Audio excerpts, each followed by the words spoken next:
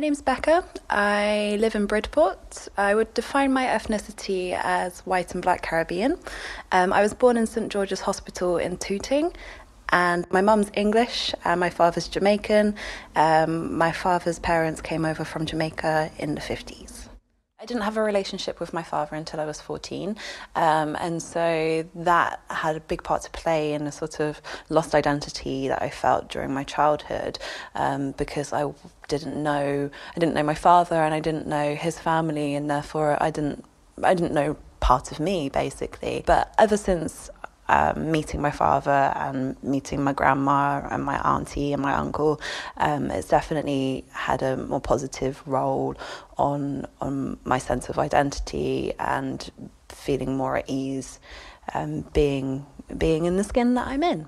My experience as being a minority in a predominantly white rural area is a tough one. I've got a lot of experiences, a lot of memories of racism as a child. We moved from Tooting to Bridport when I was about 2 years old, so Bridport's my hometown basically, and it was difficult. I was always different. With being that I had black skin, and I was probably one of maybe 4 black children in the whole school, and so I faced a lot of racism. Some examples of this would be, I remember there was a World Cup on one year, and England was playing in the World Cup, and I had an England t-shirt on. I'd gone to school in this England t-shirt ready to watch the game, and somebody told me that I couldn't wear the England t-shirt to school because I wasn't really English.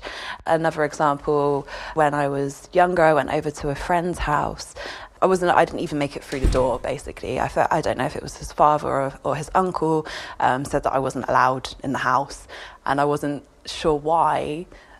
Being that I was so young, I wasn't accustomed to racism at this point. He said that I couldn't come in the house, and I sort of accepted it and didn't think anything of it. And it wasn't until a week or so later, when my friend's sister came up to me and apologised, that I realised that I wasn't allowed in the house because I was black.